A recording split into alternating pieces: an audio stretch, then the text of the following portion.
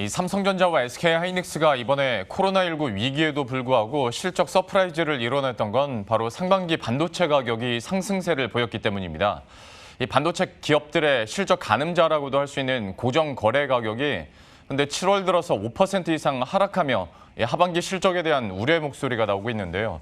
관련한 내용은 조은하 기자와 함께 이야기 나눠보도록 하겠습니다. 수치부터 한번 확인을 해보도록 하죠. 7월 고정거래 가격이 얼마나 떨어졌습니까? 네, 일단 서버용 디램과 고정거래 가격은 평균 134달러를 기록을 했는데요. 이는 지난 6월보다 6.4% 하락한 수치입니다. PC용 디램 고정거래 가격도 지난달 평균 3.13달러로 6월보다 5.4% 하락을 했고요. 디램 가격만 하락한 것이 아니라 낸드 플래시 가격도 전달보다 6.2% 하락하면서 지난달 평균 4.39달러를 기록했습니다. 상반기 디램 가격의 흐름을 살펴보면 지난해 저점을 찍고 1월부터 4월까지 상승세를 보였는데요. 이후 6월까지는 유지가 되다가 7월 이후 하락을 한 것입니다. 이렇게 하락을 하게 된 이유들은 어떤 요소들이 꼽힙니까? 일단 상반기 가격 변동 원인을 좀 살펴봐야 될 것 같아요.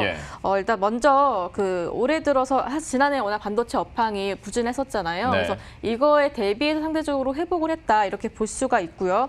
또 갑작스러운 코로나19 영향으로 전 세계 공장들이 줄줄이 셧다운하는 상황에서 반도체 고객사들이 수급에 대한 불안이 디램과 낸드 플래시를 사들였다 이렇게 볼 수도 있습니다. 또 코로나19로 언택트 현상이 확산을 하면서 재택근무라든가 온라인 화상회의 또 온라인 교육 이런 것들이 늘어나면서 클라우드 업체들이 서버를 확충하는 이런 효과도 있었다라고 볼 수가 있고요.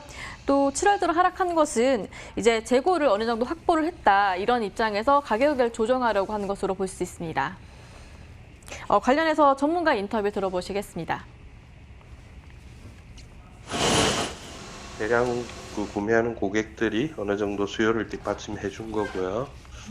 지금 와서는 어느 정도 재고도 확보가 됐고 굳이 생산 차질이 생길 것 같진 않다는 이는 좀 심리적인 안정감이 왔다고 해야 되나요? 그런 부분 때문에 이제 계약 가격이 조금 빠진 걸 거예요.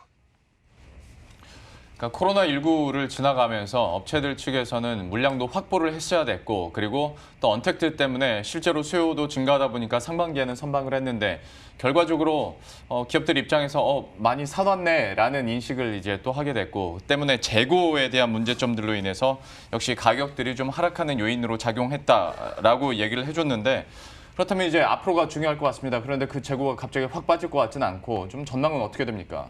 하반기에도 이런 추세가 좀 지속이 될 것 같다 이런 의견이 좀 지배적인 것 같습니다. 삼성전자와 SK하이닉스 역시 이번 2분기 실적 컨퍼런스 콜을 통해서 비슷한 의견을 내놨었는데요. SK하이닉스 같은 경우에는 이번 하반기를 저점으로 예상을 했습니다. 사실 현재로서는 하반기 가격 ASP 조정이 조금은 불가피한 상황으로 보여지는데요.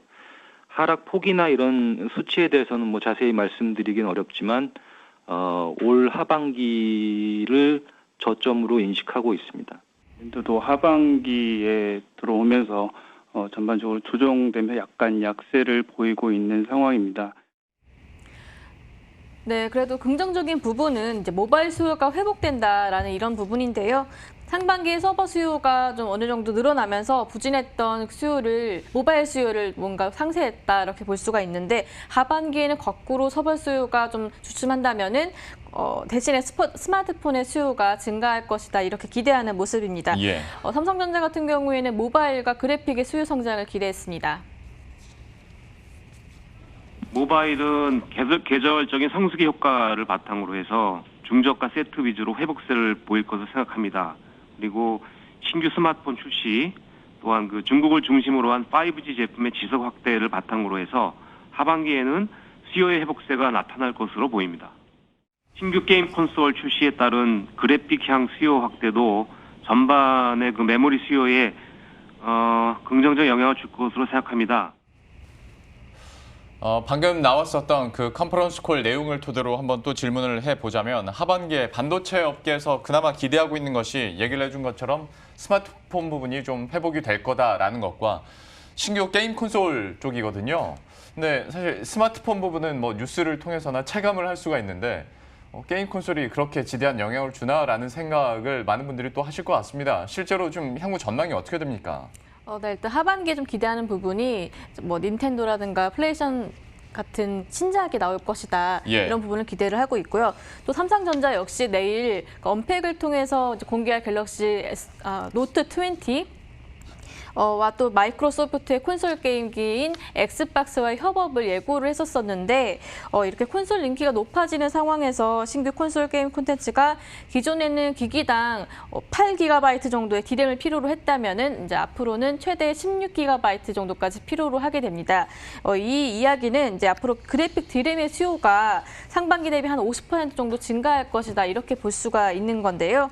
다만 현실적으로 콘솔 시장 자체가 크지는 않습니다. 뭐 모바일이라든가 서버에 비해서는 사용자 자체가 작기 때문에 그런 문제가 있는데요. SK하이닉스 같은 경우에는 그 낸드 플래시 수요에서 콘솔 관련 비중이 한 55% 정도에 그칠 것이다 이런 이야기를 하기도 했습니다. 결국은 이제 어려운 상황에서 콘솔이 대세라기보다는 약간의 하나의 대안 정도가 될 수 있는 그렇게 볼 수가 있을 것 같습니다. 그러니까 뭐 앞에서 저희가 반도체 업계에서 기대 포인트들은 짚어봤습니다만은 지금 업황 자체가 뭐 확장 국면이라고는 할 수 없기 때문에 각 기업 입장에서는 뭐 설비 투자 당연히 좀 움츠러들 수밖에 없고 실제로 SK하이닉스 측에서는 그런 뉘앙스를 계속 좀 시장에 내놓고 있지 않습니까? 근데 또 한편으로 보면 중국 측에서 워낙 뭐 메모리 반도체 시장에서도 추격을 빠르게 해오고 있기 때문에 이걸 안 하기도 좀 그렇고 여러모로 좀 고민이 많을 것 같은데 좀 업계 분위기는 어떻습니까? 삼성전자랑 SK하이닉스 모두 일단 인프라 투자는 하겠다. 대신에 이제 시설 투자는 업황 상황에 따라서 좀 유연하게 대응을 하겠다. 이런 입장입니다. 삼성전자 같은 경우에는 지속적으로 성장을 하기 위해서 다양한 시나리오를 검토 중이다. 이렇게 얘기를 했는데요. 인프라 투자를 선제적으로 진행을 한 후에 설비는 탄력적으로 시장 상황에 맞춰서 진행을 할 방침입니다. SK하이닉스 역시 시장 상황에 따라서 기존 계획 대비 좀 보수적으로 운영을 하겠다 이렇게 밝혔는데요. 내년 시설 투자는 올해 대비 증가를 하겠지만은 이거는 지난해 대비 기저효과로 이렇게 크게 성장을 했다 이렇게 보기는 좀 어려울 것 같습니다. 지금까지 조은하 기자와 함께했습니다. 잘 들었습니다.